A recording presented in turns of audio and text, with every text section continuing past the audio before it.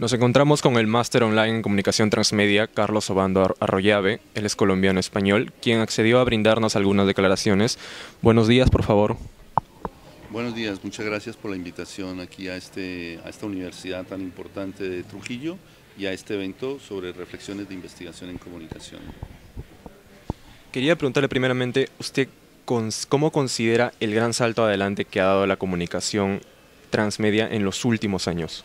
Bueno, creo que ha habido un cambio radical, yo diría casi un tsunami tecnológico, cognitivo y que tiene que ver evidentemente con la aparición fundamentalmente de Internet, con la digitalización de todas las señales o de todos los lenguajes, de las formas multimedia, en que los lenguajes hoy se producen, se diseñan, se construyen y sobre todo también en las formas de consumo y de distribución de esos contenidos a través de después de la llegada de las pantallas móviles, sobre todo los smartphones y las tablets, que han revolucionado de alguna manera esas formas de consumo y de distribución de contenidos. Entonces creo que esos dos factores, la digitalización de las señales, la llegada de Internet y la aparición de las pantallas móviles son los que han definido de alguna manera ese ecosistema digital en el que nos encontramos.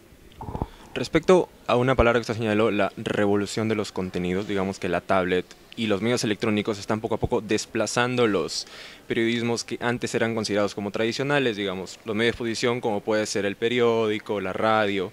Ahora es un contenido muchísimo más multimedia, que goza de varias fuentes a la vez. Digamos que una noticia no solamente tiene un medio escrito por el cual se pueda ser describido o contado, puede tener, por ejemplo, videos, fotos, audios que el usuario puede verlo al mismo tiempo. ¿Usted cómo observa ese cambio?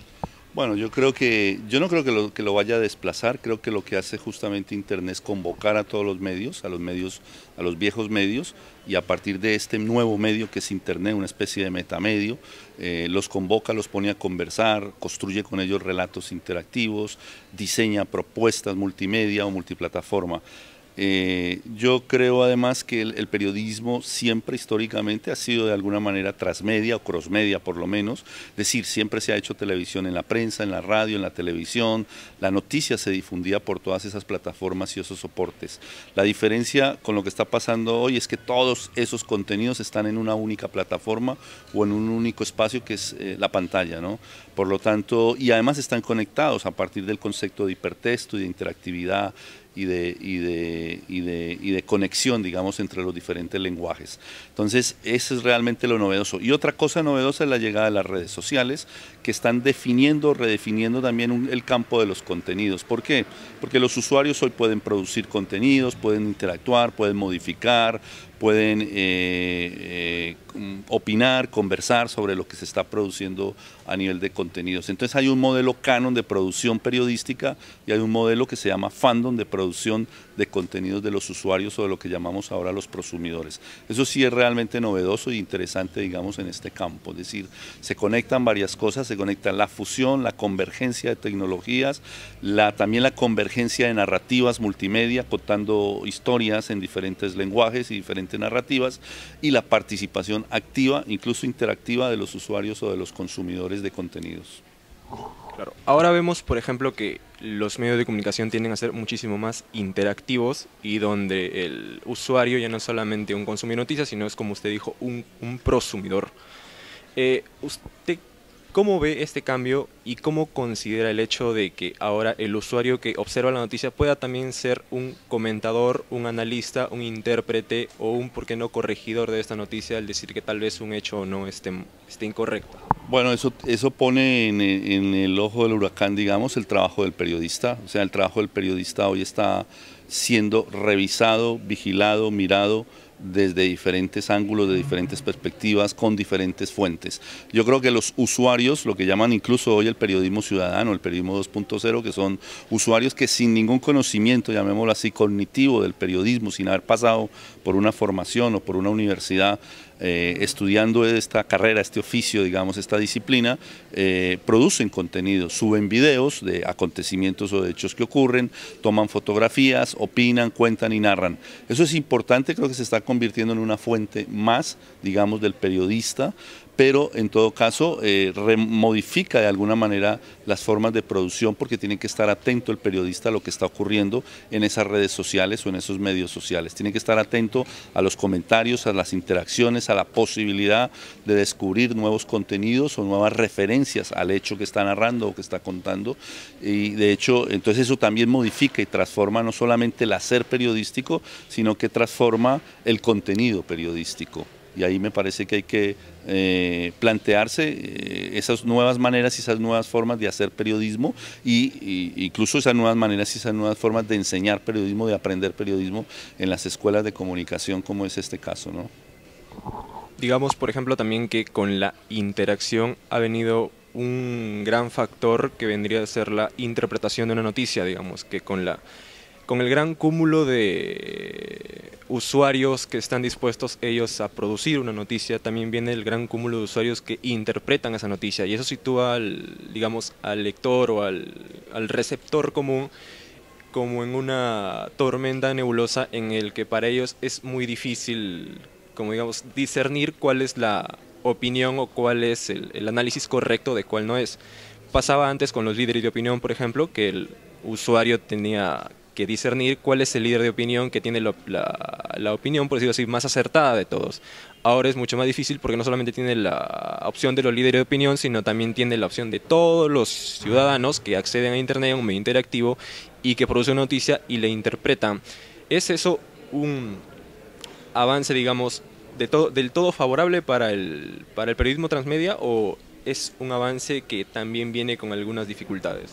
Bueno, esto como todo yo creo que trae dificultades, trae beneficios y trae dificultades para el oficio, el trabajo del periodista. Internet posibilita todas las formas de expresión, es quizás el medio de comunicación o el único medio de comunicación que es de alguna manera tiene una arquitectura democrática, es decir, que permite que todos los usuarios puedan producir y generar contenidos, interactuar, incluso sin pasar por ningún tipo de editor, ¿sí? o de jerarquización. Es una red completamente desjerarquizada. Esa es una gran diferencia respecto a los medios tradicionales, radio, televisión y prensa, que eran hegemónicos es la palabra, y jerarquizados, es decir, que estaban controlados desde arriba y que había una base, digamos, de usuarios que consumían esos contenidos de forma pasiva, no podían interpretarlos o no podían discutirlos, debatirlos y mucho menos modificarlos. ¿Por qué? Porque no había forma arquitectónicamente, la arquitectura de esos medios es absolutamente jerárquica y centralizada. Internet es una red, es un escenario, es una telaraña de nodos en la que los usuarios pueden participar y pueden generar contenidos de forma jerarquizada. Y eso evidentemente está definiendo de alguna manera los roles, no solamente del periodismo, sino de los ciudadanos. Es beneficioso, evidentemente, yo creo que hay una democratización de los contenidos, una democratización de las herramientas, de las tecnologías y de los dispositivos, es decir, hoy es mucho más fácil tener herramientas y tecnologías para producir y generar contenidos que hace apenas unos años. Hoy es más fácil opinar, interpretar y conectarse con esos contenidos para interactuar con ellos que hace apenas unos años. Pero también aparecen otros fenómenos como por ejemplo de lo que se habla ahorita del concepto de posverdad, ¿no? Internet también es un escenario y un recipiente de mentiras, también es un escenario y un recipiente de falsas verdades, incluso hechas de forma intencionada, es decir, no solamente de forma no intencionada, sino malintencionada. Eso también evidentemente es un problema que le está generando al periodismo y a la manera como se construyen la información y los datos y los hechos. En Internet circula todo, circula lo certificado, pero también lo no certificado. Circula lo que tiene unos estándares de calidad altos, pero también funciona todo lo amateur, es decir, lo que no tiene ninguna calidad y ninguna credibilidad. Por lo tanto, hay que estar muy atento a eso que pasa. El periodista tiene que seguir siendo lo que ha sido toda la vida, es decir, consultar las fuentes, ¿cierto? Y tener la certeza de que esas fuentes son objetivas o son claras frente a lo que está diciendo. Y hoy es muy fácil en Internet equivocarse, incluso hay periodistas que lo hacen permanentemente porque utilizan el dedo más rápido que el cerebro. No sé si me explico, es decir, Internet está posibilitando eso, que el usuario sea más rápido digitalmente, porque lo tiene a un clic de distancia, que el cerebro, es decir, pensar exactamente dónde proviene ese contenido, quién lo dice, cuál es la fuente, qué grado de certeza o de certificación tiene esa fuente y ese contenido.